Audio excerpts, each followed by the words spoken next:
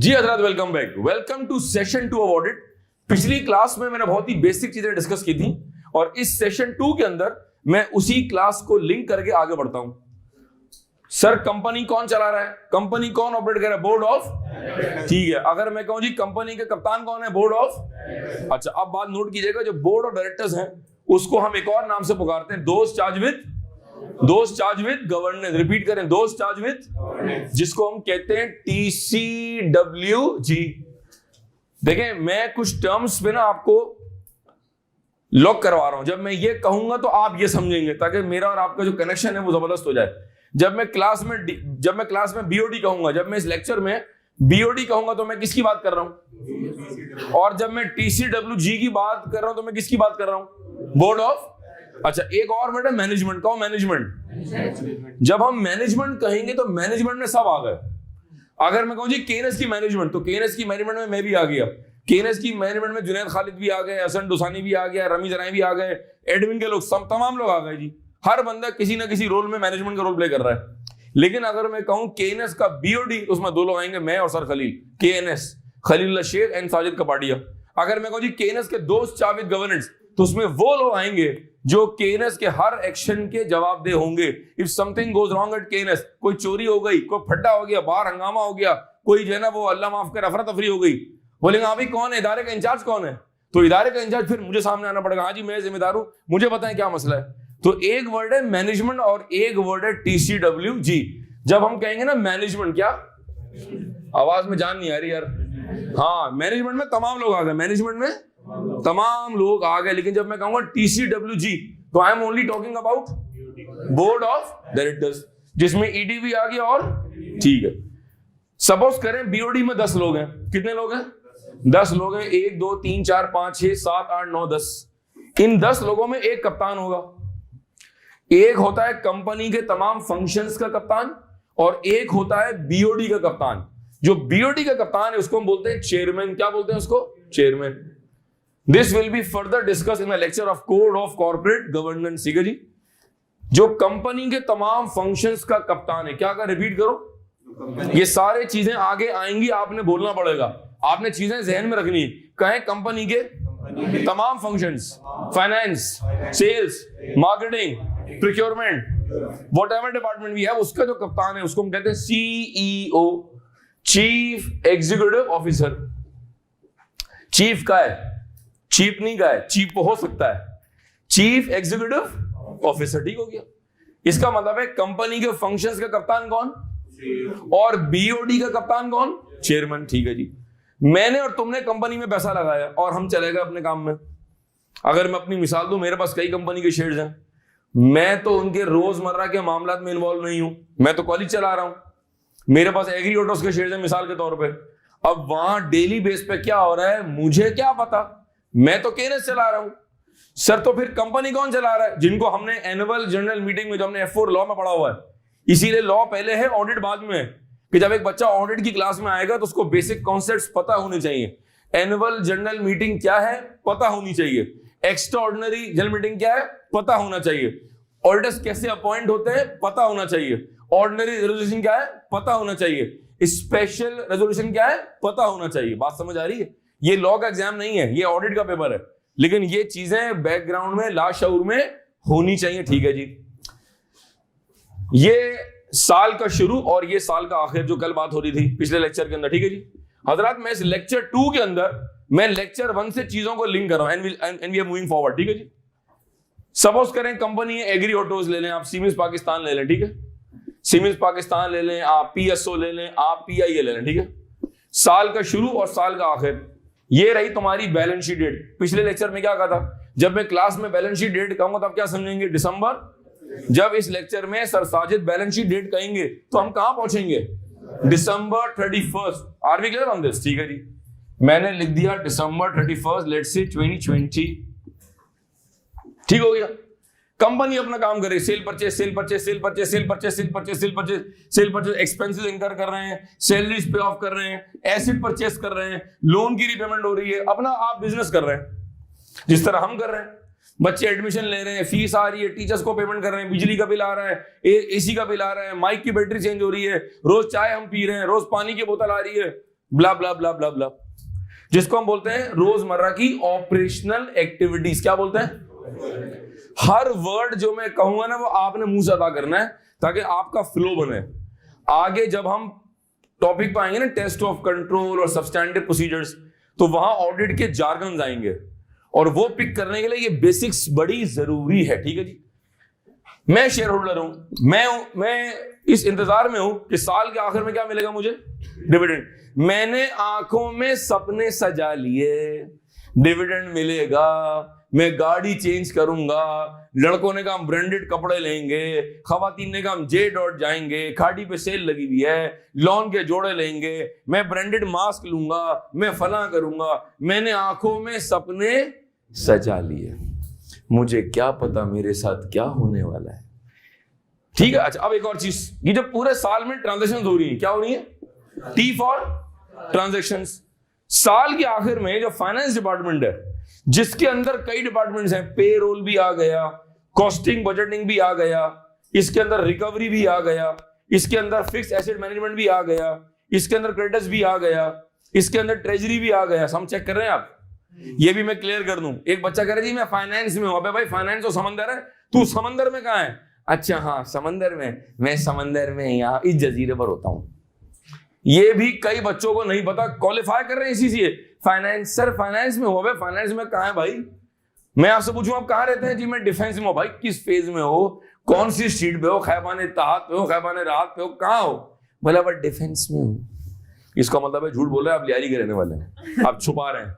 तो भाई बताओ ना फाइनेंस में कहां हो? सर आप और हम ACCA के बाद क्वालिफाई, आप, मैं तो क्वालिफाइड हूं, आप क्वालिफाई करके कहां जा सकते हैं? आप इस फाइनेंस की दुनिया में कहीं भी फिट हो सकते हैं। You will be capable of working into any department once you qualify इंशाल्लाह। बात समझ आ रही? ठीक है जी।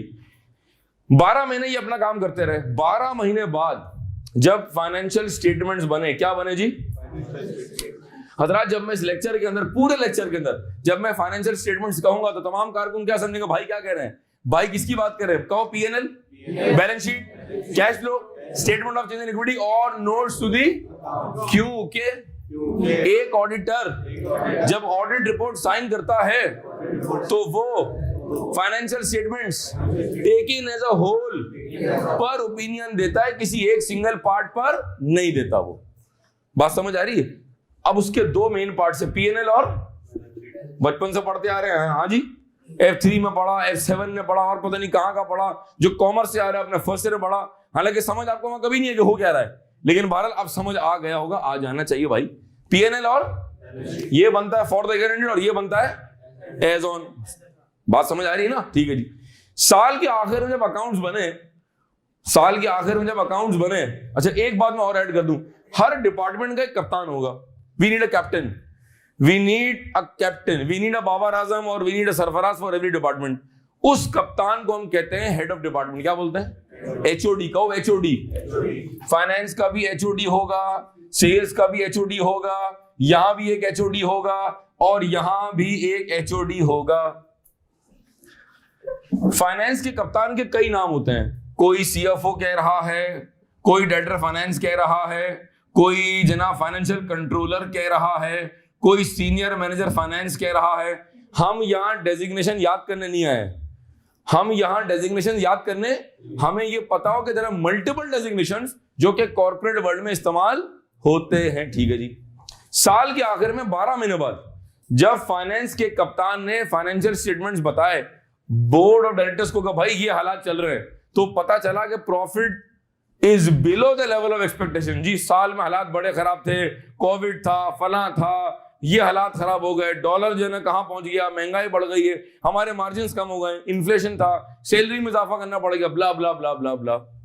Because of all this blah blah blah जो प्रॉफिट था वो क्या हो गया? वो कम हो गया। जो एक्सपेक्टेशन थी वो क्या थी? हाई, और जो एक्चुअली में आया वो लो हो गया। ठीक है। अब साल के आखिर में आपने शेयर होल्डर्स को AGM में बताया कि भाई ये तो प्रॉफिट एज पर एक्सपेक्टेशन हुआ ही नहीं, लिहाजा चूंकि प्रॉफिट ऑलमोस्ट ना होने के बराबर है, लिहाजा इस साल कोई डिविडेंड नहीं है। इसका स्टॉक मार्केट में जो इंपैक्ट पड़ा, जो कंपनी की शेयर प्राइस 150 रुपए की थी वो मार्केट में हो गई जनाब 80 रुपए की या 70 रुपए की। इसका मतलब है डिविडेंड से भी गए और कैपिटल गेन से भी गए।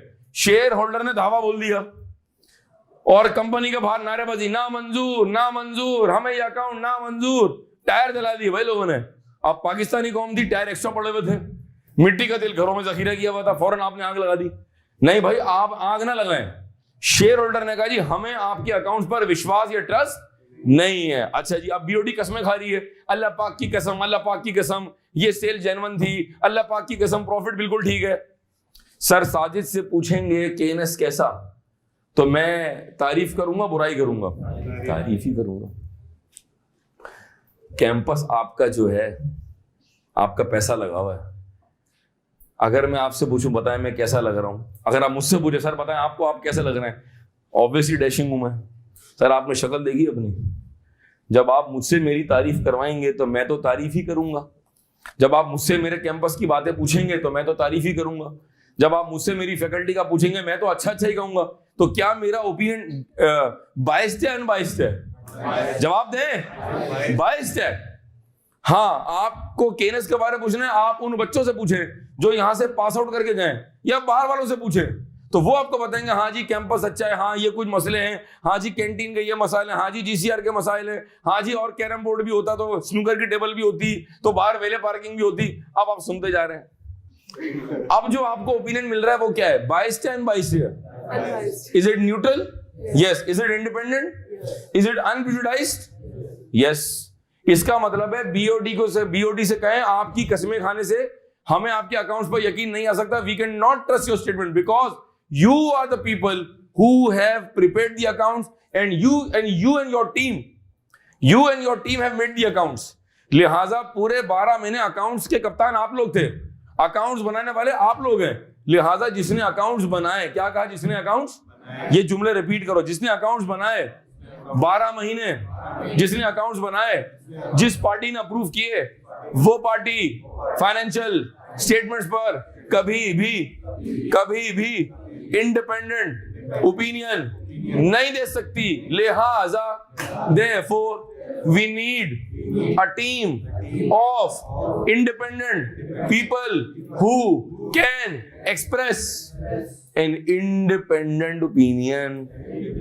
और ये इंडिपेंडेंट वो लोग होंगे जिनका कंपनी से कोई ताल्लुक, जिनकी कंपनी पे कोई डिपेंडेंस नहीं होगी। यहां से कहानी शुरू होती है और सीन में दाखिल होते हैं। घोड़े पे सवार आ रहे हैं जनाब, कौन जी? एक लश्कर आ रहा है जी, दूर से धुएं के बादल दिख रहे, हाथों में नेजा लिए, आंखों में सपने सजाए। कौन आ रहा है?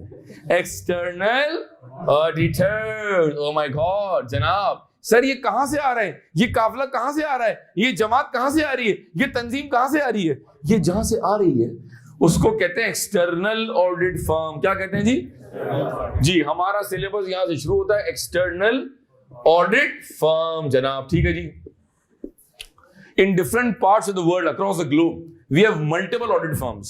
There may be thousands of firms, but हमने 3-4 का नाम सुना हुआ है। एक जमाने में बिग 5 थी पाकिस्तान में, फिर बिग 4 थी, अब बिग 3 रह गई है। अब ये बिग कम होता जा रहा है इस तरह से। ठीक है जी। सर अगर आप पुरानी बिग 5 के नाम बता दें फॉर आवर नॉलेज, तो वी हैड ए फर्गुसन जो कि मेंबर ऑफ पीडब्ल्यूसी है, then we had Ernst and Young EY जहां से मैंने आर्टिकल्स की हुई है, third we have KPMG, fourth we have Deloittes and fifth पे आता है BDO। ठीक है। अब ये रैंकिंग में ना पाकिस्तानी फिल्म हीरोइन की तरह है, वो कह रही मैं नंबर 1 हूं और वो कह रही मैं नंबर 1 हूं। आज तक समझ नहीं आया कि मीरा नंबर 1 है या रीमा नंबर 1 है। ये झगड़ा रहेगा ता कयामत। लिहाजा बिग 4 भी, अब बिग 4 है, बिग 3 है, तू नंबर 1 के मैं नंबर 1, ये भी एक समस्या है जो हल नहीं हो सकी। कुछ लोग कहते हैं it depends on the number of people that you have, कुछ लोग कहते हैं depends on the clients you have, कुछ लोग कहते हैं depends on the revenue that you charging. अब AFF की बिलिंग लेट से 50 मिलियन की है और EY की बिलिंग 80 मिलियन की है, लेकिन अगर क्लाइंट्स देखें तो AFF के पास मल्टीनेशनल क्लाइंट है, EY के पास ज्यादा बैंक से। एक मिसाल दे रहा हूं मैं, ठीक है जी। हालांकि बिग 3 के पास एक ब्लेंड है, टेक्सटाइल भी है, बैंक्स का ऑडिट भी है, शुगर इंडस्ट्री भी है, मल्टीनेशनल भी है, एविएशन भी है, फार्मा भी है, ब्ला ब्ला ब्ला ब्ला। तो ये एक अलग बहस है, हमें इसमें ना पढ़ना है और ना हमें इसमें पढ़ना चाहिए, क्योंकि ये हमारा एजेंडा नहीं है। हमारा एजेंडा क्या है भाई? जहां से आप आ रहे हैं वो क्या है? External audit firm. और जो घोड़े पे सवार लोग आ रहे हैं वो है एक्सटर्नल ऑडिटर्स।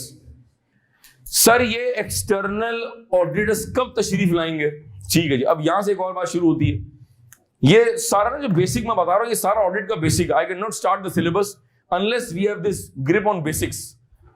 सर नॉर्मली क्या कहा? नॉर्मली क्या कहा वर्ड मैंने? नॉर्मली। मैं ऑडिट पढ़ा रहा हूं, मेरे जुमले बड़े अहम है। मैं कह रहा हूं नॉर्मली, मैं कह रहा हूं यकीनन, मैं कह रहा हूं कुछ केसेस में। इसका मतलब है आपने मेरे जुमले पकड़ने। नॉर्मली का मतलब है in most of the cases audit start होता है बैलेंस शीट डेट के बाद। क्या कहा? अब आप मेरे साथ रिपीट कर रहे थे। ऑडिट, वो audit that starts after the balance sheet date is called final audit. अब लड़का सवाल करता है, लड़का जवाब देता है। मैं भी लड़का ही हूं भाई, 28 साल में लड़का ही हूं ना मैं। ये मुझसे कह रहा है सर क्या ऑडिट बैलेंस शीट डेट से पहले स्टार्ट हो सकता है? क्या सवाल किया इसने? सवाल करो पूरी। Sir can the audit start before the balance sheet date? Yes, एक ऑडिट बैलेंस शीट डेट से पहले भी स्टार्ट हो सकता है, जिसको हम कहते हैं इंटरिम ऑडिट। क्या बोलते हैं? Interim audit. जनाब ऑडिट की क्लास शुरू हो चुकी है और जार्गन्स का छिड़काव जारी है, ठीक है जी। वो ऑडिट जो ईयर एंड से पहले स्टार्ट हुआ उसको हम बोलते हैं इंटरिम ऑडिट, और वो ऑडिट जो बैलेंस शीट डेट के बाद स्टार्ट होता है उसको कहते हैं फाइनल ऑडिट। सर ये बताएं पाकिस्तान में क्या ट्रेंड है in the case of listed companies जहां पर प्रेशर होता है, तो हम ऑडिट बैलेंस शीट डेट से 15 दिन पहले, 20 दिन पहले, कहीं 1.5 महीना पहले, कहीं 2 महीना पहले, दुबई वगैरह में 3 महीना पहले, 4 महीना पहले हम ऑडिट स्टार्ट कर देते हैं ताकि ईयर एंड के बाद जो प्रेशर है वो कम हो जाए। एक जमाने में स्कूल्स और कॉलेज में मिड टर्म एग्जाम हुआ करते थे, फिर हम प्रीलियम देते थे, फिर हम फाइनल पेपर देते थे। सर ये प्रीलियम का क्या कॉन्सेप्ट है? सर ये मिड टर्म एग्जाम क्यों होते हैं? ताकि अगर मिड टर्म होंगे तो आप उस वक्त तक के जो आपने सिलेबस कवर किया है उसकी तैयारी हो जाएगी। अगर दरमियान में एग्जाम नहीं होंगे तो आप प्रिपेयर्ड नहीं होंगे, तो फाइनल एग्जाम में जाकर धुस बॉम्ब ब्लास्ट हो जाएगा। इसी तरह ईयर एंड के बाद ताकि प्रेशर ना आए, हमने ऑडिट को पहले स्टार्ट कर दिया। भारत ये आगे टॉपिक में आएगा, आगे कवर करेंगे। आगे चलते हैं जी। तो यहां से कहानी स्टार्ट हुई एक्सटर्नल ऑडिटर्स की। बात समझ आई? अच्छा, अभी आगे करेंगे क्या वो जरा समझे बात को आप तमाम बच्चे। जरा एक बात अहम नोट कर लें, सर ऑडिट के आखिर में क्या होता है? अभी देखें, अभी तो सेकंड क्लास है ना, अभी तो पिक्चर बाकी है मेरे दोस्त। सर ऑडिट के आखिर में क्या? What is the conclusion? What is the निचोड़? What is the deliverable? दावत जितनी भी शानदार हो, चाहे वो सदाबहार बैंक्वेट में हो या गुले बहार में हो या मरहबा में हो या कहीं और हो, व्हाट इज, हाँ ये चीज, खाना कैसा था यार? बैंक्वेट तो यार बहुत एसी अजीब से था, इतने सारे लोग थे, ऐसी धक्कम धक्की थी, बट यार food was like wow. And बात क्या हो रही है? पाकिस्तानी कौम कहां फोकस कर रही है? हमारा मकसद हयात क्या है? हम दुनिया में क्यों आए हैं? पूरे कोविड में हमने क्या किया? हमारा जीना मरना क्या है? दूल्हा बहुत ही बोंगा लग रहा था, कोट देखा था ऑरेंज कलर का, यार but the food was like wow. अबे वो ऑरेंज पहन के तस्वीरें खिंचा रहा है, तुम प्रॉन्स पे टूटे पड़े हो, ठीक है। इसका मतलब है किसी भी दावत का हुसूल क्या है? खाना। तो ऑडिट का हुसूल क्या है? कहो ऑडिट रिपोर्ट, कहो ऑडिट रिपोर्ट। ये वो कागज का टुकड़ा है जिस पर ऑडिटर ये कहेगा, लिख के देगा, मैंने ऑडिट किया, मैंने ऑडिट किया, फाइनेंशियल स्टेटमेंट्स का मैंने ऑडिट किया, और मैं ये कह रहा हूं कि क्या वो ठीक थे या नहीं थे, क्या वो ट्रू एंड फेयर व्यू दे रहे थे या नहीं दे रहे थे, ठीक है जी। अब मैं आपको कुछ चीजें दिखा रहा हूं बड़ी अहम। मैं ऑडिट पढ़ाता हूं, जितना मैं प्रैक्टिकल चीजें दिखाऊंगा ना आपको, मैं आपसे कहूं देखो वो एक पहाड़ था, देखो पहाड़ जो है वो यूं करके होता है और पहाड़ पे पत्थर भी होते हैं, आप कह रहे हैं पता नहीं कैसा होता होगा। मैंने कहा है देखे सामने पहाड़ है, बोलेंगे हाँ सही कह रहे थे आप। ये कंपनी की एनुअल रिपोर्ट है। सर ये कंपनी कौन सी है? Agri autos. सर ये करती क्या है? ये हबीब ग्रुप की कंपनी है, बहुत शानदार कंपनी है। ये जितने पाकिस्तान में हमारे ऑटोमोबाइल सेक्टर है उनको सप्लाई करते हैं शॉक ऑब्जर्वर सस्पेंशन, ठीक है जी। ये अगर मैं कंपनी का आपको थोड़ा सा एक दिखाऊं, ये कंपनी की प्रोडक्ट्स हैं। जितनी गाड़ियां हम चला रहे हैं, होंडा, इंडस, किया, पार्क सुजुकी, अट्रम शट्रम, उनको ये पार्ट सप्लाई करते हैं। इनके बगैर गाड़ियां अधूरी हैं, ठीक है जी। ये गाड़ी में क्या क्या है सप्लाई कर रहे हैं, ये पिक्चर आ गई, ठीक है। ये कंपनी की एनुअल रिपोर्ट है। As a student of ACCA आपको एनुअल रिपोर्ट में पता हो कि उसमें क्या आता है। अगर एक क्वालिफाइड ACCA को, अगर आप पहुंच गए SBR में और SBL में और आपको नहीं पता कि what the hell is annual report, तो it's a serious question mark on your technical knowledge, ठीक है। You must try to study, कुछ समझ आएंगी। नोटिस ऑफ एजीएम आ गया हमारे पास, इसमें जो फाइनेंशियल हाइलाइट्स इसके अंदर आ गई, ठीक है जी। कंपनी का विजन, कंपनी का mission, chairman report, directors report, company की सीएसआर एक्टिविटीज, ब्ला ब्ला ब्ला। जो बात इसमें हमारे लिए इंपॉर्टेंट है वो ये कागज है, ये वो कागज है जिसके लिए हमने पूरी महफिल सजाई है और आप जैसे हसीन लोग हमने जमा किए एक छत के नीचे। उफ, क्या उर्दू बोलता हूं मैं। जरा अपनी मैक्सिमम आवाज में जरा पढ़ने क्या लिखा हुआ है, जहां मेरी उंगली रखी हुई है। ठीक है जी, जी सर आप जरा ट्राई करेंगे। वो खातून थी, आप एक मर्द हैं जी। इंडिपेंडेंट ऑडिटर्स जी, क्या सुना? इंडिपेंडेंट। हाँ, ये कौन किससे बात कर रहा है? एग्री ऑटोस के एक्सटर्नल ऑडिटर, एग्री ऑटोस के शेयर होल्डर से बात कर रहे हैं, ठीक है। और लिखा हुआ है टू मेंबर्स, वो मेंबर बोले तो ठीक है जी। अब ये ऑडिट रिपोर्ट में क्या लिखा है ये तो बात की बात है, ठीक है। अब ये पहला पेज, इत्तेफाक इतनी बार ये किताब खोली गई है कि कागज भी हाथ में आ गया। पहला पेज, दूसरा पेज, तीसरा पेज, चौथा पेज और पांचवा पेज। पांचवें पेज पर आकर EY का सिग्नेचर आ रहा है, लिखा हुआ EY Ford Rhodes, Karachi office, date 13 सितंबर 19। ये रिपोर्ट कब साइन हुई है? ये रिपोर्ट साइन हुई है 13 सितंबर 2019 का। और डेट ऑफ रिपोर्ट, ये वो रिपोर्ट है, ये वो डेट है, ये वो डेट है जब एक्सटर्नल ऑडिटर ने ये कागज पे लिख के दिया कि accounts are giving a true and fair view या अदरवाइज। जरूरी थोड़ी है कि अकाउंट सही बने हुए होंगे। सर ये जो जुमला बार बार ट्रू एंड फेयर का कह रहे हैं, सर मुझे ट्रस्ट नहीं हो रहा। ये जुमला भी मुझे बताएं कहां लिखा हुआ है। ये आ रहा है ओपिनियन पैराग्राफ, ठीक है। मैं कीवर्ड्स पढ़ रहा हूं। In the manner so required and respectively give a true and fair view. ये है हमारा कंक्लूजन, ये है हमारा डिलीवरेबल। सर इस पूरी गुफ्तगू में आप समझाना क्या चाह रहे हैं? मैं समझाना ये चाह रहा हूं कि ऑडिट के आखिर में हम जो ऑडिट रिपोर्ट साइन करते हैं वो इस एनुअल रिपोर्ट का पार्ट बन जाती है। और ये एनुअल रिपोर्ट पूरे पाकिस्तान में जितने हमारे सूबे हैं, जितने हमारे शहर हैं, जहां जहां शेयर होल्डर हैं, चाहे वो माइनॉरिटी शेयर होल्डर है या मेजॉरिटी है, गोरा है, काला है, पढ़ा लिखा है, जाहिल है, पाकिस्तान में, पाकिस्तान से बाहर है, उसके एड्रेस पर ये एनुअल रिपोर्ट मौसूल होगी, उसके रजिस्टर्ड एड्रेस पे पहुंचाई जाएगी और वो खोल के देखेगा। और अगर वो थोड़ा समझदार हुआ और वो पढ़ा लिखा हुआ तो वो, और अगर वो मेरी तरह चालाक भी हुआ, चार्टर्ड अकाउंटेंट भी हुआ, तो वो जाकर सबसे पहला कागज खोलेगा ऑडिट रिपोर्ट का और वो कहेगा हाँ भाई accounts are giving a true and fair view. फिर वो कहेगा आहा, अब वो एक रिलैक्स जोन में चला गया। और अगर यहां होता कि accounts do not give a true and fair view तो एक चीख की आवाज आती ऐसे करके। इसका मतलब है देयर इज अ प्रॉब्लम। बात समझ आ रही है? ये हमारा एंड है। ये इस ऑडिट रिपोर्ट तक पहुंचने के लिए हमने ये महफिल सजाई है और हम ये सिलेबस पढ़ रहे हैं। क्या बात समझ आई है? इसका मतलब है ये एंड प्रोडक्ट है। और ये कौन, ये रिपोर्ट किसने बनाई है? एक्सटर्नल, ठीक है। ये यूं कहें कि ये ऑडिट किसने किया है? ऑडिट फर्म ने।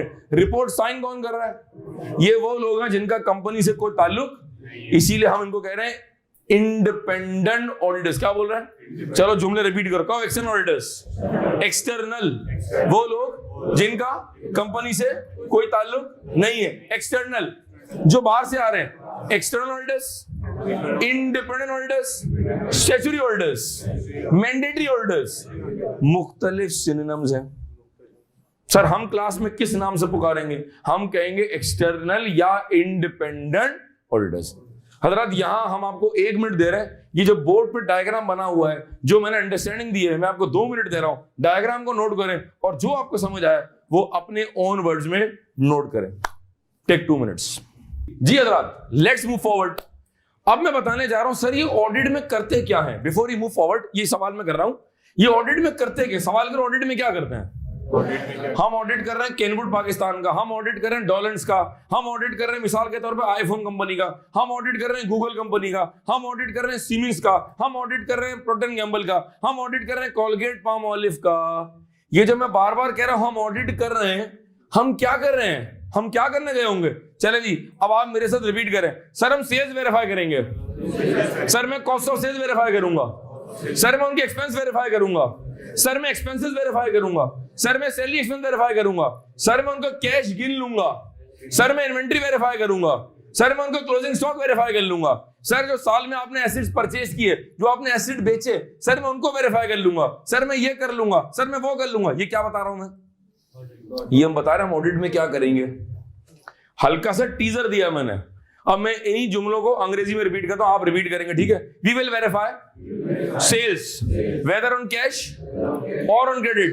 We will verify various agreements with customers और सप्लायर्स।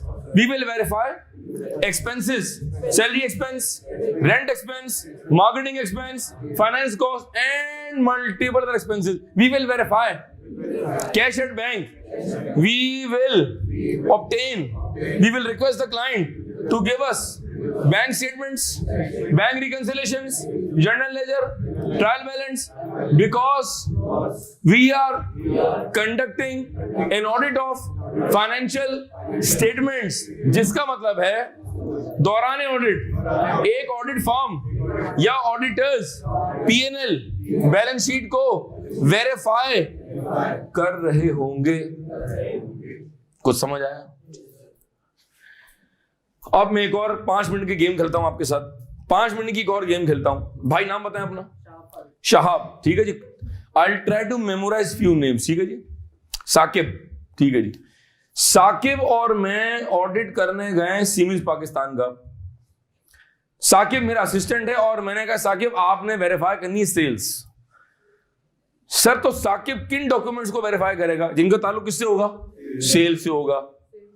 कस्टमर ने सिमिस पाकिस्तान को ऑर्डर दिए होंगे, फिर सिमिस पाकिस्तान ने सेल्स ऑर्डर इशू किए होंगे, फिर सिमिस पाकिस्तान ने माल बेचा होगा, तो गेट पास बना होगा, तो डिलीवरी नोट बना होगा, तो जीडीएन बना होगा, तो इनवॉइस बनी होगी, तो फिर इनवॉइस से कुछ पेमेंट आई होगी, कुछ पेमेंट नहीं आई होगी, जिसका रिमाइंडर लेटर भेजा होगा, फिर फॉलोअप कॉल की होगी, ब्ला ब्ला ब्ला। क्या मैं सेल्स से जुड़े रिलेटेड डॉक्यूमेंट्स बता रहा हूं? जब तुम ये वेरीफाई कर रहे हो तो तुम क्या कर रहे हो? सर मैं ऑडिट कर रहा हूं, लेकिन मैं इस वक्त जो हेड ऑफ अकाउंट कर रहा हूं वो सेल्स है। मैं चाह रहा हूं अगले 10 मिनट में ना आप लोग मैच्योर हो जाओ, एकदम बड़े हो जाओ, चीता बना दूंगा। शहाब वेरीफाई कर रहे हैं कैश एट बैंक। सर 2 चीजें, cash in hand, cash at bank. Cash in hand क्या? जो कंपनी के गले में ईयर एंड पर मौजूद था। सपोज करो 1 लाख पड़े में। सवाल आपसे, क्योंकि आप माशाल्लाह फॉर्म में, मुझे बताएं कैश इन हैंड को कैसे वेरीफाई करेंगे? सर हम लोग वो कैश इन हैंड का जो होता है सर्टिफिकेट ले लेंगे। कैसे लोगे? क्या करोगे? मुझे प्रोसीजर बताओ। काउंट कर लेंगे। भाई मैं आसान बात पूछता हूं, मुश्किल बात तो मैं करता ही नहीं ऑडिट में। अम्मी ने मना किया मुझे, सुबह अम्मी ने मुझे बोल के भेजा है अच्छा पढ़ाना। मैंने कहा ओके मामा, अल्लाह हाफिज, आई लव यू टू। मैंने मामा से कहा ठीक है। यार एंड पर कैश को क्या कर लेंगे? काउंट कर लेंगे, जैसे मेमन गिनता है। और यकीन करें नोट गिनने का अपना ही मजा है। यकीन करें अल्लाह पाक ने नोट में ना हुस्न रखा हुआ है। यकीन करें आप, अपने हो तो ना। अच्छा कभी कभी गैरों का भी अपना ही मजा है। ला देना 1 लाख की गड्डी। इसका मतलब है यार एंड पर कैश गिनना है। साकिब क्या है? It's a procedure. कौन प्रोसीजर है? अब आप वेरीफाई कर रहे हैं cash at bank. Cash at bank, cash book के 2 column, cash column, bank column, और एक बैंक अकाउंट चल रहा है। मुझे बताएं कि कैश एट बैंक को वेरीफाई करने के लिए तुम क्लाइंट से क्या क्या कागज मांगोगे? Bank statement, very good. Bank reconciliation, cash book का एक्सट्रैक्ट, जर्नल लेजर का extract, bank reconciliation, unpresented cheques की लिस्ट, अनक्लियर्ड चेक्स की लिस्ट, ब्ला ब्ला ब्ला। ऐसा होगा? ये डॉक्यूमेंट्स जो आप मांग रहे हैं, तो आप ये क्या कर रहे हैं? सर मैं ऑडिट करने गया हूं। तो तुम ऑडिट में आजकल कौन सा हेड ऑफ अकाउंट कर रहे हो? सर मैं आजकल कैश एट बैंक कर रहा हूं। जबरदस्त। आपका नाम, स्पेलिंग क्या है? आप वेरीफाई कर रही है फिक्स्ड एसेट्स। आप और मैं ऑडिट कर रहे हैं 3M पाकिस्तान का, जो ये इस तरह के इक्विपमेंट्स इंपोर्ट करके पाकिस्तान में सेल करते हैं, जिनका लगा हुआ मल्टीमीडिया। 3M के डिफरेंट प्रोडक्शन, जिनमें प्रोजेक्टर्स भी हैं, मल्टीमीडियाज भी हैं। आप वेरीफाई कर रही है fixed assets. She is verifying fixed assets. Now you tell me, fixed assets को वेरीफाई करने के लिए एज एन ऑडिटर आप कौन से डॉक्यूमेंट्स क्लाइंट से मांगोगे? Name any one of them. कोई एक कागज बताएं जी, एनीबॉडी। साल में जो एसेट परचेज की उनका परचेज ऑर्डर होगा। साल के शुरू में कोई एसेट का बजट बना होगा, वो क्लाइंट से बजट ले लेंगे। जो एसेट आपने परचेज किए होंगे उनकी कोई GRN बनी होगी, उनकी सप्लायर से इनवॉइस आई होगी, वो फिजिकल कहीं रखे हुए होंगे, उन पर डेप्रिसिएशन चार्ज हो रही होगी, और हो सकता है आपने उनकी इंश्योरेंस कराई होगी, उसका इंश्योरेंस का कोई एग्रीमेंट होगा, ईयर एंड पर क्लाइंट के पास एक लिस्टिंग होगी कि इस वक्त हमारे पास व्हीकल्स ये है, प्लांट एंड मशीनरी ये है, लैंड एंड बिल्डिंग ये है, कोई एसिड का ब्रेकअप होगा, कोई लिस्टिंग होगी, वो हम क्लाइंट से मांगेंगे। हम क्लाइंट से पूछेंगे कि आपने पिछले साल के मुकाबले में 30% एसिड इस साल परचेज किए, तो इसकी क्या वजह है, आपने एसिड्स क्यों परचेज किए, ऐसा क्या था। मैं क्लाइंट से रीजनिंग लूंगा। ये कर रही है सेल्स का हेड। मैंने इनसे कहा कि जाके जरा पूछें डायरेक्टर सेल्स से कि इस साल सेल्स बढ़ने की वजह क्या है। तुम हाथ में राइटिंग पैड और कागज लेके पेन लेके क्लाइंट के पास चले गई and you ask the client please tell me why the sales have increase as compared to 30% of last year. अब क्लाइंट तुम्हें रीजनिंग दे रहा है। ये जब हम क्लाइंट से पूछ रहे हैं ये एक्सपेंस कैसे बढ़ गए, ये सेल क्यों बढ़ गई, ये कैश एडवांस क्यों कम हो गया, ये जीपी मार्जिन कैसे बढ़ गया, ये आपका कैश फ्लो आउट क्यों हो रहा है, ये लोन जो आपने कहां से लिया हुआ है, ब्ला ब्ला ब्ला। ये जो हम क्लाइंट से क्वेश्चंस कर रहे हैं साकिब भाई, we are asking multiple questions from the client as part of our external audit. कुछ समझ आया हजरत? फिर 1 मिनट दे रहा हूं, इस पूरी गुफ्तगू में जो समझ आया नोट करें। शाबाश शाबाश। कोई एक जुमला लिख रहे हैं, 2 जुमले लिखें, शाबाश, कम ऑन जी हजरत। आगे चलते हैं। क्या लिखा हुआ है मैंने? ENY। क्या लिखा हुआ है मैंने? PSO। ठीक है। अब जो अगले 10 मिनटों में मैं बताने जा रहा हूं दैट इज मोर इंपॉर्टेंट। ठीक है सर, ये ऑडिट फर्म है। क्या है ये ऑडिट फर्म है। ये जो ऑडिट फर्म होती है ना, जिसके मैंने आपको एग्जांपल्स दिए थे, PwC है, ENY है, KPMG है, डिलॉयट है, रहमान सरफराज है, BDO है, शेखा मुफ्ती है, हारून जकरिया है, मल्टीपल फर्म्स है हमारे पास। ठीक है, ये होती है पार्टनरशिप फर्म्स। क्या होती है ये? पार्टनरशिप। अगर मैं कंपेयर करूं ENY को सीमेंस पाकिस्तान से, तो siemens Pakistan is not an audit firm, it's an industry. अगर मैं आपसे सवाल करूं, अगर मैं शाह से सवाल करता हूं, शाह आजकल आप कहां जॉब कर रहे हैं? शाह ने कहा सर मैं सीमेंस पाकिस्तान में। ठीक है, मैंने कहा आप कहां जॉब कर रही हैं? और सर मैं फर्म में हूं। तुम इंडस्ट्री में काम कर रहे हो और तुम फर्म में काम कर रही हो। क्या कहा मैंने? आप ऑडिट फर्म में और आप इंडस्ट्री में काम कर रहे हो। मैंने कहा आप कहां काम कर रहे हो? सर मैं मीजान बैंक में होता हूं, आप भी इंडस्ट्री में काम कर रहे हो। बेटा आप कहां काम कर? सर मैं PSO में होता हूं, आप भी इंडस्ट्री में काम कर रहे हो। बेटा आप कहां होती हो? सर मैं KPMG में हूं, आप ऑडिट फर्म में हो। इसका मतलब है एक है ऑडिट फर्म और एक है इंडस्ट्री। ये फर्क समझ आ गया? कॉर्पोरेट वर्ल्ड में अगर हम बात करें PSO की, सीमेंस की, तो we have board of directors, जिसमें होता है चेयरमैन और एक होता है CEO। इन कॉन्ट्रास्ट ऑडिट में ऐसा नहीं होता है, एक ऑडिट फर्म में ऐसा नहीं होता है। ऑडिट फर्म में वी हैव पार्टनर्स। अब ये पार्टनर कौन होता है ये थोड़ी देर में बदल जाएगा आपको। ये जो ऑडिट फर्म की टॉप हायरार्की है इसको कहते हैं ऑडिट पार्टनर्स। क्या बोलते हैं इसको? सर जिस तरह कन्वेंशनल कंपनी में CEO होता है या चेयरमैन होता है, तो क्या ऑडिट फर्म में भी कोई एक कप्तान होता है? यस। पूछो कौन होता है? पूछो कौन होता है? उसको कहते हैं कंट्री मैनेजिंग पार्टनर, CMP। क्या बोलते हैं? या उसको बोलते हैं टेरिटरी लीड पार्टनर। ENY में इस वक्त जो CMP हैं, बड़े अच्छे दोस्त हैं हमारे, आसिम सिद्दीकी साहब हैं इस वक्त। पूरे EY पाकिस्तान के वो हेड हैं। नाउ इमेजिन कि क्या उनका लेवल होगा। अगर मैं बात करूं फर्गूसन की, तो we have one territory partner का नाम है Salman. He is the territory lead partner. इसका मतलब है दोनों ऑडिट फर्म में और एक कन्वेंशनल इंडस्ट्री के अंदर डेजिग्नेशंस का फर्क है। ये ऑडिट फर्म है, वो इंडस्ट्री है। इंडस्ट्री में तमाम बैंक्स, तमाम insurance, leasing, pharmaceutical, automobile sector, sugar industry, textile, सब आ गया। तो अगर आप फ्यूचर में कहीं जॉब की बात करेंगे तो मैं आपसे सवाल करूंगा आपने जॉब कहां करनी है? आपने कहा सर मुझे कहीं ऑडिट फर्म में प्लेस कर दें आप, तो बात कुछ और है। And if you tell me sir मुझे इंडस्ट्री में कहीं प्लेस कर दें, तो बात कुछ और है। ये फर्क समझ आया? ठीक है जी, ये फर्क समझाए बगैर हम आगे चल नहीं सकते थे, तो मैंने समझा दिया।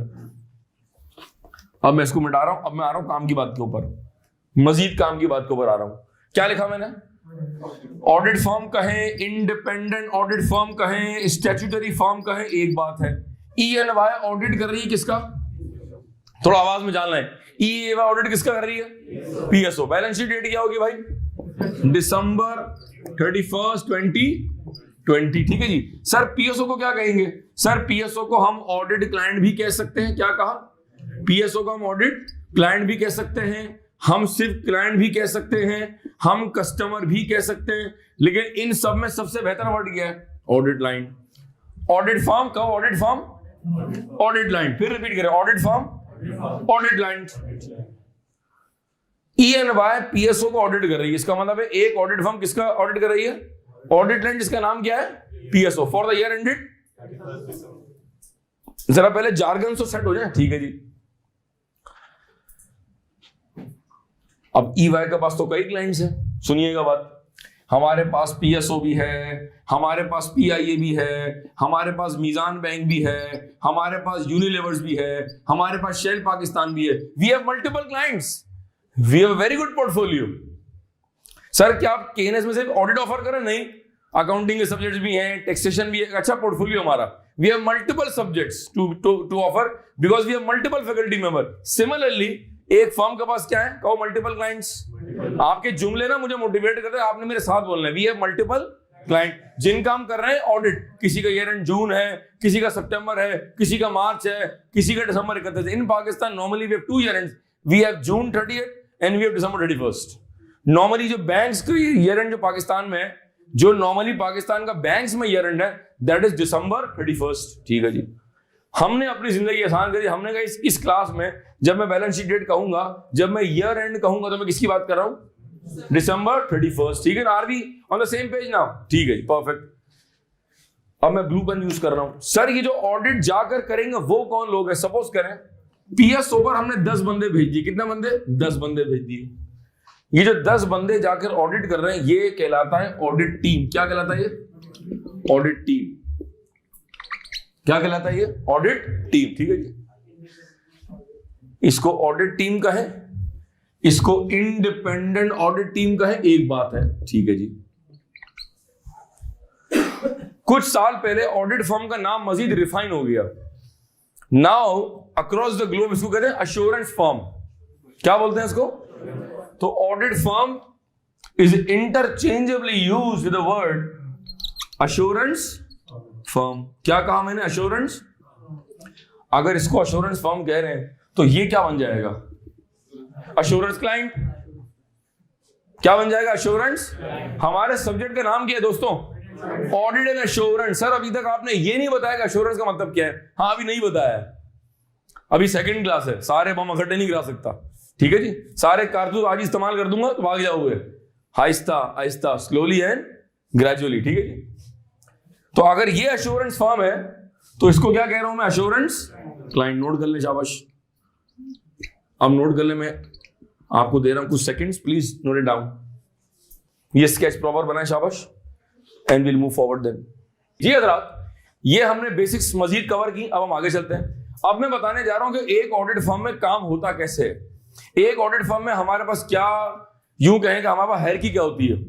जब हम फर्म ज्वाइन करते हैं तो वो डेजिग्नेशन क्या होता है, और हमने जाना है कहां? फर्म के लास्ट डेजिग्नेशन के ऊपर, जो कि कहलाता है ऑडिट फर्म का पार्टनर। आए देखते हैं जी। अब यहां थोड़ा सा इंटरेस्टिंग डिस्कशन है, तो आपने मुस्कुराना भी होगा, आप एंजॉय करेंगे। जब आप एक ऑडिट फर्म ज्वाइन करते हैं, हमारे यहाँ पाकिस्तान में we have 2 categories of student that are joining the firm. एक वो जो सीए करके आ रहे हैं, और एक वो जो ईसीए करके आ रहे हैं। जो सीए करके आ रहे हैं वो ऑडिट फर्म ज्वाइन करते हैं सीए इंटर करने के बाद। पहले एक जमाने में कैफ 1 से कैफ 9 था, तो वो कैफ 9 के बाद ज्वाइन करते थे। अब आईकैफ की स्कीम रिवाइज हो गई है, अब कैफ 1 से कैफ 8 है। पहले भी 9 ऑडिट था, आज कैफ 8 जो मैं पढ़ाता हूं वो भी ऑडिट है। अब हम ज्वाइन करते हैं कैफ 8 करने के बाद। इसका मतलब है जो बच्चा सीए की स्ट्रीम से आ रहा है वो सीए इंटर करने के बाद ज्वाइन करता है। और एक जमाने में जो एसीसीए का रूट था, वो बहुत सारे बच्चे F9 पास करके फर्म ज्वाइन करते थे। अब डिफरेंट फर्म्स की पॉलिसी चेंज हो गई है। अब भी वो हायर करते हैं, जॉब ऑफर करते हैं, लेकिन एसीसीए एफिलिएट बनने के बाद।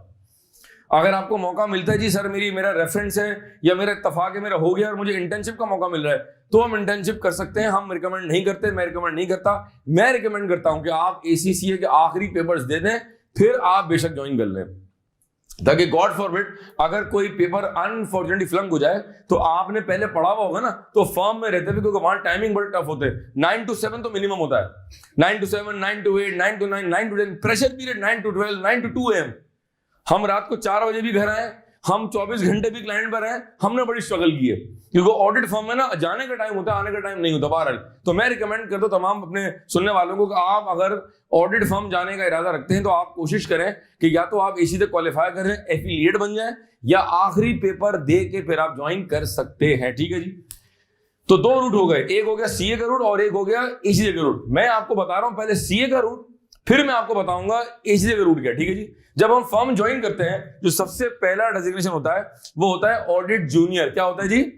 ना पैसे होते हैं और ना इज्जत होती है, और इज्जत कभी आ भी गई तो 1 घंटे में चली जाएगी। इसका मतलब है इज्जत आ रही जा रही, कुछ पता नहीं कब आ रही है और कब नॉर्मली जा ही रही होती। ठीक है भाई। तो जो पहला डेजिग्नेशन है हमारे पास वो है ऑडिट जूनियर का। जनाब जब मैंने अपनी आर्टिकलशिप स्टार्ट की थी EY के अंदर, उस जमाने में वो सिद्धार्थ इधर थी, तो मुझे याद है मेरे 1-2 पर्चे सीए के इंटर के बाकी थे, तो I started as unregistered trainee, और जो मेरा पहला स्टाइपेंड था वो बहुत बड़ा अमाउंट था, 1100 रुपए। कितना था जी? 1100 रुपए। इस वक्त अगर आप सी इंटर के ज्वाइन करते हैं तो मेरे ख्याल में आईकेप का जो मिनिमम स्टाइपेंड है वो तकरीबन 14,500 साढ़े 15,000 ऐसा कुछ है। मेरे ख्याल में 15 है, कहीं 15.5 12, एग्जैक्ट अमाउंट नहीं पता, लेकिन 15 के आसपास है। कम से कम बेसिक खर्चे तो इंसान निकाल ही सकता है। डिपेंड करता है कि तुम्हारे अपने पर्सनल खर्चे हैं या तुम किसी को पाल पोस भी रहे हो। ठीक है जी। वक्त भाई आगे बढ़ा जी। साल भर बाद, 1.5 साल बाद आपकी हो गई प्रमोशन, आप थोड़ा आगे बढ़ गए, अब आप बन जाएंगे सेमी सीनियर। आहा, क्या बन गए जी? थोड़ी सी इज्जत बढ़ गई और थोड़े से पैसे बढ़ गए। ठीक है जी। राजू अभी जेंटलमैन नहीं बना है, अभी राजू जेंटलमैन नहीं बना है, अभी इसके इम्तिहान और भी हैं। जब हमने सीए स्टार्ट किया था उस जमाने में आर्टिकलशिप 4 साल की थी, अब आप ज्वाइन करेंगे तो आर्टिकलशिप कितने साल की है? 3.5 साल की है। तो मैं जो आपको ये सफर बता रहा हूं, ये कितना बता रहा हूं? ये मैं आपको बता रहा हूं 3.5 साल का सफर बता रहा हूं। ऐसा ही है सर? ठीक है जी। हमारे वक्तों में हम जूनियर से सेमाय बनते थे तकरीबन 1.5-2 साल के बाद, क्योंकि उस टाइम आर्टिकलशिप कितने साल की थी और अब कितने साल की है? 3.5। तो अब आप जूनियर से सेमाय बन जाएंगे तकरीबन समझेंगे 12 महीने बाद। डिपेंड करता है कि आप किस तरह के हैं। एवरेज बंदा, मतलब समझे जो बंदा नॉर्मल काम करता है वो 12 महीने में बन जाएगा सेमी सीनियर। ठीक है। कुछ पैसे बढ़ जाएंगे, मगर में 18-20 हो जाएंगे, और आपको जो है ना वो जो जिम्मेदारी है वो भी थोड़ा सा बढ़ जाएगी। वक्त भाई आगे बढ़ा, अब आप बन गए सीनियर। क्या बन गए भाई? अब आप बन गए सीनियर जनाब। फिर थोड़े से पैसे बढ़ गए और फिर थोड़ी सी इज्जत बढ़ गई। जब आप सीनियर बनेंगे, जब आप सीनियर बन रहे होंगे या बन चुके होंगे, तो या तो आपने सीए फाइनल के पेपर दे दिए होंगे, या तो पास कर लिए होंगे, या कई बार देके फेल हो चुके होंगे, अजीब सी कश्मकश में होंगे, कुछ समझ नहीं आ रहा लाइफ किस करवट बैठेगी, जाऊं तो कहां जाऊं। एक तरफ उसका फॉलो अप, डैडी मुझसे सवाल कर रहे हैं, मैं क्या जवाब दूं, मैं क्या जवाब दूं, मेरे बस में नहीं है, जाने दो उसको, मत तबाह करो उसको, तुम पहले अपने पेपर पे फोकस करो। बात समझ आ रही? ठीक है जी, आगे चलें जी। अच्छा, अब यहां पर एक मसला है सर। वो मसला क्या है? अगर मिसाल के तौर पर सर हमारे पास, अगर हम आईकेप की बात करें तो हमारे पास फाइनल में 8 एग्जाम्स है। We have CFAP and then we have MSA। ठीक है जी। 6 पर्चे यहां हैं और 2 पर्चे यहां हैं। अगर किसी बंदे ने with in articles of 3.5 years, ACCA की आर्टिकलशिप कितने साल की है और आईकेप की कितनी है? 3.5 साल की है। ठीक है। अगर किसी ने 3.5 साल में 8 पर्चे निकाल लिए विद इन आर्टिकल, अगर किसी ने 8 पर्चे निकाल लिए, तो मेरे ख्याल में अगर मैं अप्रोक्सीमेट बताऊं तो इस वक्त जो आईकेप का स्टाइपेंड रेटिंग दैट इज 40 और 50 प्लस। अभी आप आर्टिकलशिप कर रहे हैं, अभी आप जॉब पे नहीं लगे हैं। ठीक है।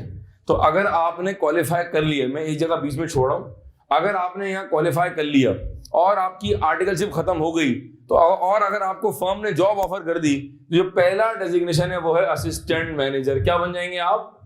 Assistant manager. जनाब सर तनख्वाह कितनी मिलेगी? सर क्या पे स्केल चल रहा है इस वक्त? तकरीबन समझे कि कहीं 90 प्लस है, कहीं 100,000 है, कहीं 110 है, लेकिन एज आई स्पीक अब सैलरीज बढ़ गई हैं, तो कहीं 120 है, कहीं 130 है, और कुछ फर्म जो है वो बंदा देख के 140 भी दे रही हैं। तो एक स्लैब हमारे पास है, आप सेफली कह सकते हैं समवेयर बिटवीन 90 एंड 130 और somewhere between 100K to 140K। Sir क्या यहाँ गाड़ी मिलेगी? डिपेंड करता है। अगर आप 3 साल का उनसे कॉन्ट्रैक्ट साइन करते हैं तो आपको मिल जाएगी गाड़ी। राजू बन गया जेंटलमैन। राजू होंडा सिविक नहीं चलाएगा, राजू सिटी भी नहीं चलाएगा, राजू चलाएगा ऑल्टो। सर मैं नहीं खेल रहा, तुम्हें खेलना पड़ेगा। उसमें भी सीएनजी लगी हुई है। अब आप पुल पे जा रहे हैं, आपकी हट रही है। गाड़ी चलाऊं, डेक चलाऊं, सीएनजी चलाऊं, क्या चलाऊं? ठीक, आगे चलो। सर असिस्टेंट मैनेजर कितना साल रहेंगे आप? असिस्टेंट मैनेजर आप रहेंगे तकरीबन को 2-2.5 साल। एक नॉर्मल जो प्रमोशन होती है वो होती है तकरीबन 2-2.5 साल के बाद, जिसके बाद आप बन जाएंगे मैनेजर। क्या बन जाएंगे भाई? मैनेजर। हो सकता है सर सैलरी क्या होगी यहाँ पर? जो मैनेजर होगा उसकी salary could be somewhere between 140 to 170 के, और गाड़ी वही रहेगी। हो सकता है कि आपको कल्टस भी दे दी जाए। बहरहाल ये डिपेंड करता है फर्म के ऊपर, डिपेंड करता है कि आपने एग्रीमेंट क्या साइन किया है, डिपेंड करता है कितने साल की आपने उनको कमिटमेंट दी है। और एक बार जो मैं कमिटमेंट कर लूं तो फिर मैं अपने आप की भी नहीं सुनता। साकी वैसा ही है, ठीक है आगे चले। सर मैनेजर बनने के बाद वक्त का पहिया आगे बढ़ा, और अब राजू आहिस्ता आहिस्ता बड़ा जेंटलमैन बनता जा रहा है। ठीक है जी, अब आप बन जाएंगे सीनियर मैनेजर। क्या बन जाएंगे? और सीनियर मैनेजर बनते ही मैंने अपनी फर्म से कह दिया कि मैं ते हांडा ही लेसा, मैं ते हांडा ही लेसा। अब मुझे मिलेगी हांडा सिटी। अब तू ससुराल हांडा सिटी में जाएगा, तेरा बरम पड़ेगा, तेरा रोप पड़ेगा। वो ससुर जो गेट पे लेना नहीं आता था वो अब आएगा, क्योंकि तू सिटी ड्राइव करके आ रहा है और तूने सीट बेल्ट भी लगाया हुआ है। ठीक है जी, 12 आगे चले। सर पैकेज क्या होगा? भाईजान यहाँ जो हमारा पैकेज होगा वो आप समझे कि 170 से लेके और आप समझे 2.25 और 2.5 लाख के दरमियान होगा। और तुम इम्तियाज स्टोर से और चेस से अच्छा राशन परचेज करोगे and you have a good quality of life sweet heart. ठीक है जी, ठीक है, बात समझ रहे हैं आप? ठीक है जी। सीनियर मैनेजर बनने के बाद सर फिर क्या होगा? सर यहां तक नोट करें, आगे का रास्ता थोड़ा मुश्किल है।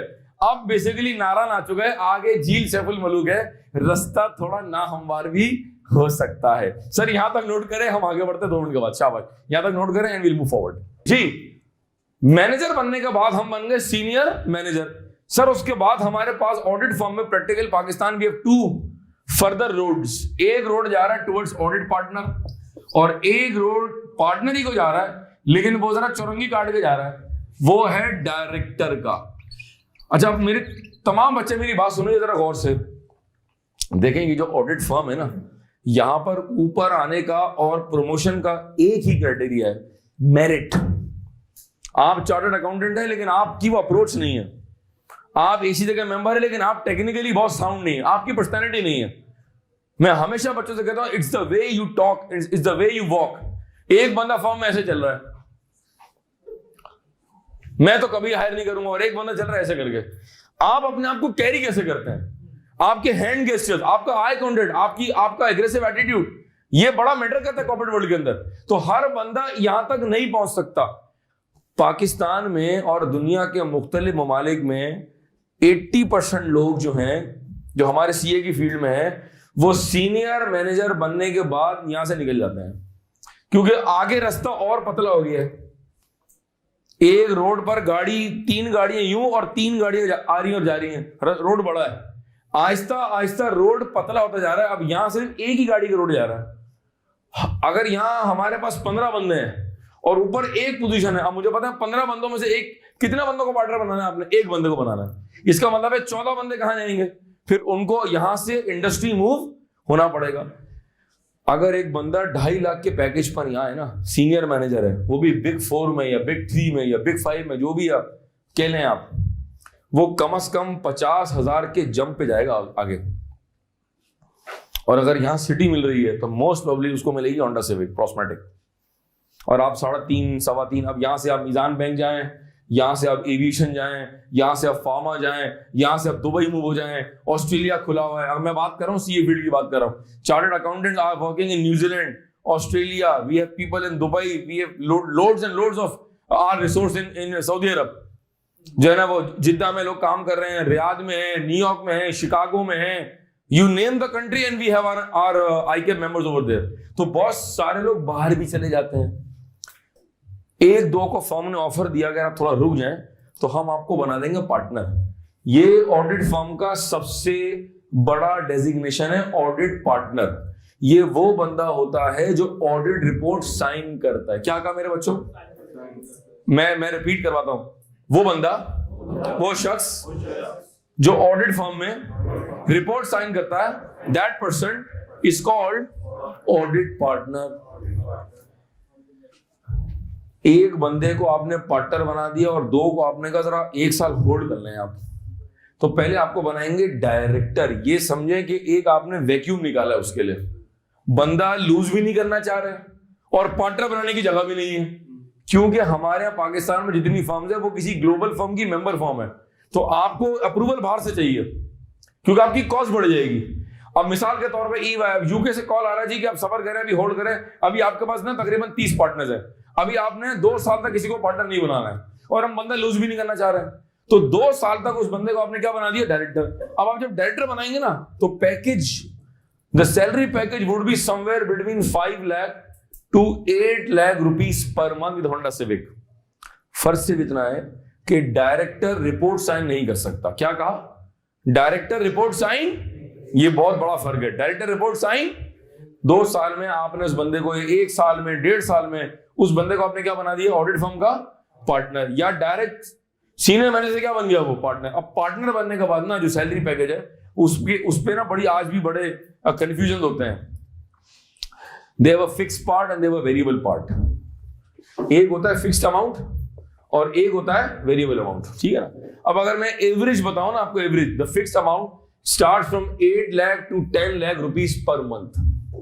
और यहाँ गाड़ी की कोई लिमिट नहीं है, मतलब गाड़ियां नॉर्मल जो है वो 1800 सीसी तो होती है, लेकिन वो 1-1.5 साल में प्रमोट होकर 2500 सीसी। तो अगर आप आज कराची में, लाहौर में देखेंगे ना, तो जितने फर्म के पार्टनर्स हैं वो नॉर्मली आपको फॉर्च्यूनर में नजर आएंगे, या वो ऑडी ड्राइव कर रहे हैं, या वो मर्सिडीज के अंदर है, या वो किया स्पोर्टेज के अंदर है। सिविक का बहुत कम लोग चला रहे हैं, स्टार्टिंग गाड़ी सिविक है, फिर आप प्रमोट हो जाते हैं। बहरहाल इनका जो वेरिएबल पार्ट है वो ठीक ठाक होता है।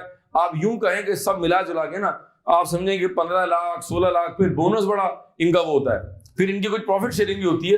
तो अगर मैं यूं कहूं कि यहाँ पे एक अनलिमिटेड अमाउंट है, अगर आप सब कुछ जोड़ लें, वेरिएबल पार्ट और बोनस फलाना, तो you stand somewhere between 20 to 25 lakh per month. क्या मेरी बात समझ आ रही है? सर हम तो इसी से कर रहे हैं, क्यों तकलीफ दे रहे हैं सर? वाह, आपको किसने हक दिया मैं इस तरह टॉर्चर करने का? टॉर्चर नहीं कर रहा, फैक्ट बता रहा हूं, ठीक है सर। हम तो इसी तरह के स्टूडेंट्स हैं, हम कहां फॉल कर रहे हैं? Very good question. Next question, आप यहां से एंट्री देंगे, आप भी आ सकते हैं, आप यहां तक तो चलेगा, यहां से चलेगा, ठीक है। अब आपकी आर्टिकलशिप कितने साल की है? 3 साल की है। आपने ये जर्नी भी तय कर ली, और इस वक्त जो आपका स्टाइपेंड है ना, जो सीए वाले स्टूडेंट उनसे ज्यादा है, क्योंकि अब वो सीए एंटर करके जा रहा है, आप इसी तक क्वालिफाई करके जा रहे हैं। तो you are somewhere getting around 25 or 30, which is a very very good start in this market और हालात और सिचुएशन। 3 साल पूरे कर लिया आपने, 3 साल के बाद आपको एक अच्छा अमाउंट ऑफर होगा और आप लग जाएंगे एएम। यहां तक पहुंच गए आप। मेरा एक दोस्त है जो यहां तक पहुंचा है, बीइंग एसी से क्वालिफाइड। एसीसीए ये जर्नी भी तय करेगा, असिस्टेंट मैनेजर भी बन जाएगा, मैनेजर बन जाएगा, मार्केट में सैलरी होगी और आप यहां तक पहुंच जाएंगे। अब आगे ऊपर नहीं आ सकते आप। इसकी वजह यह है कि पाकिस्तान में एज पर आईकैप बायलॉज आप रिपोर्ट साइन नहीं कर सकते, आपको पार्टनर नहीं बना सकते, क्योंकि आप हमारी लोकल क्वालिफिकेशन के मेंबर नहीं है। मैं डबल क्वालिफाइड हूं, मैंने सीए भी किया हुआ, मैंने एसीसी भी किया हुआ, मैं रिपोर्ट साइन कर सकता हूं, आप नहीं कर सकते। अगर आज मैं कोई फर्म ज्वाइन करूंगा and they offer me a partnership, तो द नेक्स्ट डे मैं रिपोर्ट साइन कर सकता हूं, आप नहीं कर सकते, अनलेस आप आईकैप के मेंबर ना बन जाए। आईसीएडब्ल्यू भी रिपोर्ट साइन नहीं कर सकता, सीपीए करके आए यूएस से तो भी रिपोर्ट साइन नहीं कर सकते, अनलेस रेसिप्रोकल मेंबरशिप की बेस के ऊपर 1 या 2 पेपर, या अगर कोई साल की रिक्वायरमेंट है कि जी अगर आपने सीपीए कनाडा किया हुआ है, 4 साल पाकिस्तान में आप फर्म में काम करें, तो आपको मिल जाएगी मेंबरशिप आईकैप की। आईकैप का मेंबर होंगे तो आप पार्टनर बनेंगे। तो हमारे यहाँ पाकिस्तान में, कराची में, लाहौर में, इस्लामाबाद में जो बच्चा एसी से रूट से आ रहा है वो मैक्सिमम कहां तक पहुंच सकता है? हो सकता है वो यहां तक भी पहुंच जाए, लेकिन फायदा नहीं है, क्योंकि आगे का रोड है ही नहीं आपके लिए, आगे रोड ही नहीं है। फिर आपने यहां से निकल के फिर आप कहां चले जाएंगे? इंडस्ट्री में। और मैं फिर रिपीट कर रहा हूं कि अगर आप यहां पर 2.5-3 लाख के पैकेज पर हैं, तो इंडस्ट्री में 25,000, 30,000, 50,000, 60,000 का जंप बड़ा कॉमन जंप है, क्योंकि आप फर्म से आ रहे हैं, फर्म में थोड़ी लर्निंग ज्यादा है, थोड़ी ग्रूमिंग ज्यादा है, थोड़ी ग्राइंडिंग ज्यादा है। शोरूम में रखा हुआ जो ज्वेलरी का पीस है जो खवातीन आप परचेज करना चाहती है, चाहे वो नेकलेस हो या फुट चेन हो या जो भी एंकलेट जो भी हो, वो चमकता हुआ ना येलो रोशनी में, उसकी कितनी वैल्यू होती है? आपको पता है वो किस प्रोसेस से गुजरा है? उसको कई बार हथौड़े पड़े हैं। आप इस वक्त वो रॉ गोल्ड है, you are not shining right now, you have to go through that process. और आपको मैंने ग्राइंडर मशीन में डाला हुआ है, F8 से गुजरेंगे, 9 से गुजरेंगे, SBR, SBL, P6, P7, P4, फिर कहीं इंटर्नशिप करेंगे, फिर कहीं आर्टिकलशिप करेंगे। 3 साल आपकी जो ना मुरम्मत होगी, हथौड़े पड़ेंगे, जूते पड़ेंगे, आप एक प्रोसेस से गुजरेंगे, फिर आप में से आएगी चमक जो हम लोगों में से आ रही चमक, फिर आप बनेंगे ज्वेलरी। बात समझ आ रहा है? बगैर उस प्रोसेस के आप ज्वेलरी नहीं बन सकते, यू वॉन्ट शाइन। मेरी बात समझ आ रही? तो प्रोसेस से गुजरना पड़ेगा। There is no shortcut to hard work. आगे कामयाब इंसान बनने के लिए शॉर्टकट नहीं ले सकते आप, you have to walk through that path. ठीक है, तो आप इस रोड से गुजरेंगे और फिर आएंगे। सर एक सवाल है, सर बहुत सारे बच्चे के इलेक्ट्रिक ज्वाइन कर लेते हैं, वो पीआई ज्वाइन कर लेते हैं, तो जो 3 साल का एसीसीए का जो प्रैक्टिकल पार्ट है, कुछ लोग वो प्रैक्टिकल पार्ट फर्म में पूरा कर रहे हैं और कुछ लोग वो प्रैक्टिकल पार्ट इंडस्ट्री में पूरा कर रहे हैं। We have around 100+ ACCA approved employers in Karachi. K Electric है, HBL है, मीजान बैंक है, PIA है और बहुत सारे ब्रांड्स हैं। वहां भी आप 3 साल पूरे कर सकते हैं और ऑडिट फर्म में भी आप 3 साल पूरा कर सकते हैं। कम बैक अगेन, ये जो ऑडिट पार्टनर है ये किसी भी फर्म का जो है वो लास्ट डेजिग्नेशन है। अच्छा, यहां भी फिर हमारे पास 2 चीजें और है, सीनियर पार्टनर, जूनियर पार्टनर। यहां भी है एक, सपोज करें फर्म में 10 पार्टनर्स है। कितना पार्टनर्स है? 10। 1 2 3 4 5 6 7 8 9 10। कुछ जूनियर है, कुछ सीनियर है। सीनियर जूनियर में भी फर्क होगा, 2-3 लाख रुपए माहना होगा। गाड़ी का भी फर्क होगा। जो बिल्कुल फ्रेश पार्टनर बना वो सिविक चला रहा होगा, जिसको 5 साल हो गए वो फॉर्च्यूनर में आ रहा होगा। ये होगा, ये थोड़ा सा फर्क होगा, आहिस्ते आहिस्ते ग्रो करेंगे ना। और इनमें से एक बंदा है जो पूरे फर्म का कप्तान है, कराची का, लाहौर का, इस्लामाबाद का, वो हम उसको कहते हैं CMP। उसको हम बोलते हैं कंट्री मैनेजिंग पार्टनर, जो कि तमाम ऑफिस का हेड है। इसका मतलब है इनमें से एक बंदा होगा जिसको हम बोल रहे हैं कंट्री मैनेजिंग पार्टनर, या उसको कुछ फर्म्स में कहा जाता है टेरिटरी लीड पार्टनर। वो जो पार्टनर होगा, ऑब्वियसली बात है, उसका पैकेज डिफरेंट होगा। अब जो है सारे पार्टनर्स जो है वो उस शख्स को रिपोर्ट कर रहे होंगे। ये पार्टनर भी रिपोर्ट साइन करने में इन्वॉल्व है और ये ऑब्वियसली पूरे फर्म का कप्तान है। तो अगर तो नॉर्मली होता ये कि वो खुद डायरेक्टली ऑडिट में इन्वॉल्व नहीं होता, वो बाकी काम देख रहा होता है, लेकिन अगर वो भी किसी क्लाइंट पे डायरेक्टली इन्वॉल्व होगा तो वो भी रिपोर्ट साइन कर सकता है, क्योंकि उसका डेजिग्नेशन जो है वो पार्टनर का है। Nobody in the audit firm can sign the report unless you are an audit partner. हजरात, ये मैंने आपको थोड़ा सा हायरार्की क्लियर की है, रिपीट कर रहा हूं। Junior, semi senior, senior, assistant manager, manager, senior manager, director और पार्टनर। नोट हो गया भाई?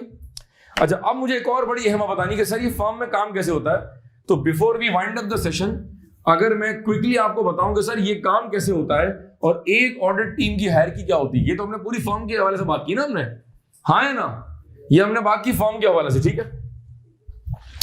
अब समथिंग मोर इंटरेस्टिंग, जरा देखिएगा यहां पर। EY ऑडिट कर रही है PSO का। देखें, ये बात बार बार हमारे लेक्चर में आएगी। EY ऑडिट कर रही है किसका? PSO का। और 10 बंदों की टीम गई है। कितना बंदों की? अब आपको समझ आएगा, क्योंकि मैंने आपको टीम का ब्रेकअप दे दिया है। EY ने PSO भेजे 10 बंदे। कितने बंदे जी? 10 बंदे। सर 10 में सर क्या ब्रेकअप होगा? सपोज करें जी 5 जूनियर हैं। 5 क्या है जी?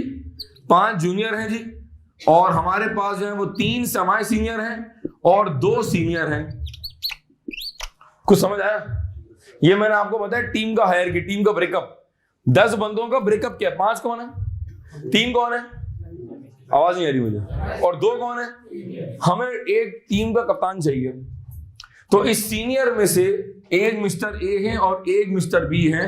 चूंकि मिस्टर ए जो है उनके 6 महीने ज्यादा सीनियर है, लिहाजा इस पूरे 10 बंदों का जो कप्तान है वो मिस्टर ए है, जिसको हम कह रहे हैं जॉब इंचार्ज। क्या बोल रहे हैं उसको? उसको हम कह रहे हैं जॉब इंचार्ज। सर ये जॉब इंचार्ज कौन है? ये वो बंदा है, जॉब इंचार्ज वो बंदा है जो ऑडिट क्लाइंट पर इन 10 बंदों का कप्तान है। क्लाइंट को कोई मसला है, जॉब इंचार्ज। क्लाइंट पर फटा हो गया, जॉब इंचार्ज। टीम में आपस में मसला है, जॉब इंचार्ज। टीम में लोग अच्छा काम कर रहे हैं, जॉब इंचार्ज। टीम में काम नहीं हो रहा, जॉब इंचार्ज। वो उसको ये कह रहा है, वो उसको ये कह रहा है, any kind of dispute, job incharge. क्यों कहें कि ये हमारी टीम का बाबर आजम है जिसने टीम को लेके चलना है।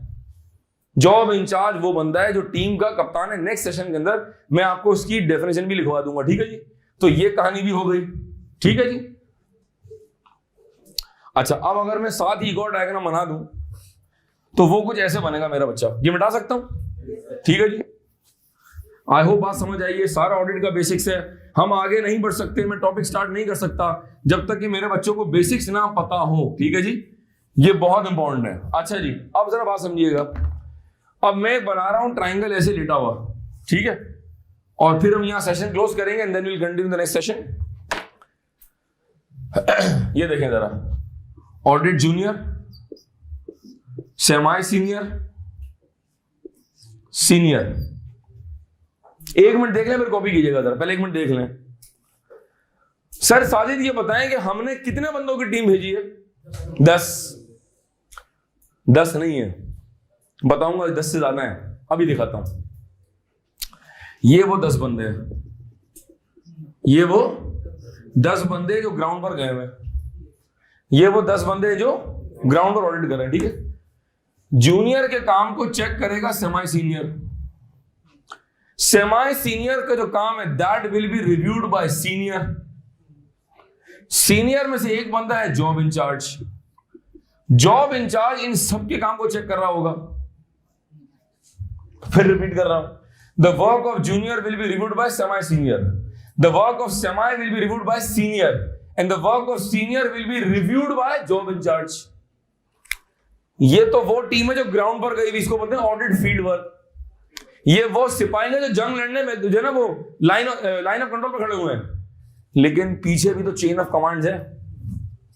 ईवाई के दफ्तर में ये अपने काम को रिव्यू करा रहा है असिस्टेंट मैनेजर को, अज्यूम कर रहे हैं, फिर उसके ऊपर मैनेजर है, फिर इसके ऊपर सीनियर मैनेजर है, और फिर है जनाब ऑडिट पार्टनर।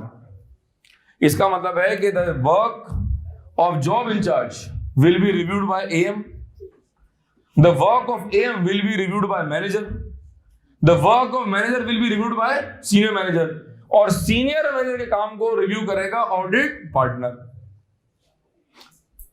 अगले सेशन में बताऊंगा कि जरूरी नहीं है कि हर क्लाइंट पर ये पूरी बारात हो, जरूरी नहीं है। ये हो सकता है, मैंने एक ऐसा क्लाइंट भी किया है जहां मैं जॉब इंचार्ज था और मेरे ऊपर डायरेक्ट एक सीनियर मैनेजर था, तो ये बीच के 2 लोग निकल गए। छोटा क्लाइंट था, जरूरत नहीं थी, बताऊंगा नेक्स्ट क्लास के अंदर। मैंने ऐसा क्लाइंट भी किया है जहां मैं जॉब इंचार्ज था और ऊपर कोई मैनेजर नहीं था, डायरेक्ट कौन था? पार्टनर। इसका मतलब है कि जो हायरार्की है, जो रिसोर्स है, नंबर ऑफ लोग हैं, एज पर सिचुएशन हस्बे जायका डिपेंड करता है, क्लाइंट पर डिपेंड करता है, रिस्क पर डिपेंड करता है, क्लाइंट की ऑपरेशन पर डिपेंड करता है। तो चले मैं बात आसान कर देता हूं। For the sake of this class, हम अज्यूम कर रहे हैं कि एक ये है, एक ये है, एक ये और एक ये। कितना होगा? जरा जवाब दे जी। ग्राउंड पर कितने बंदे भेजे हैं? बैक ऑफिस में कितने हैं? टोटल टीम में कितने बंदे हो गए? जबरदस्त, आप समझ आई बात। फिर खेलते हैं। ग्राउंड पर कितने बंदे भेजे हैं? क्लाइंट पर कितने बंदे गए हैं? ऑडिट फील्ड में कितने बंदे उतरे हैं? जो जाकर एक्चुअल में प्रोसीजर कर रहे हैं वो कितने लोग हैं? बैक ऑफिस में कितने लोग हैं? 10 और 4, तो टोटल टीम में कितने अफराद हो गए? 14। कुछ ग्राउंड पर गए हैं और कुछ बैक ऑफिस में। इन 14 बंदों में से वो कौन सा बंदा है जो रिपोर्ट साइन करेगा? वो है audit partner. If something goes wrong, junior से बंद हो गया, रिस्क ओवरलुक हो गया, गलत एडजस्टमेंट आई और हमने क्लाइंट से नहीं पूछा, और कोई मसला हो गया, ऑडिट में कोई इशू हो गया, ऑडिट में कोई भंड हो गया, इस सब का जिम्मेदार कौन है? क्योंकि ये वो बंदा है जो अल्टीमेटली ऑडिट रिपोर्ट पर साइन कर रहा है और वो कह रहा है accounts are giving a true and fair view. So if something goes wrong, 1% is responsible, that is the audit partner.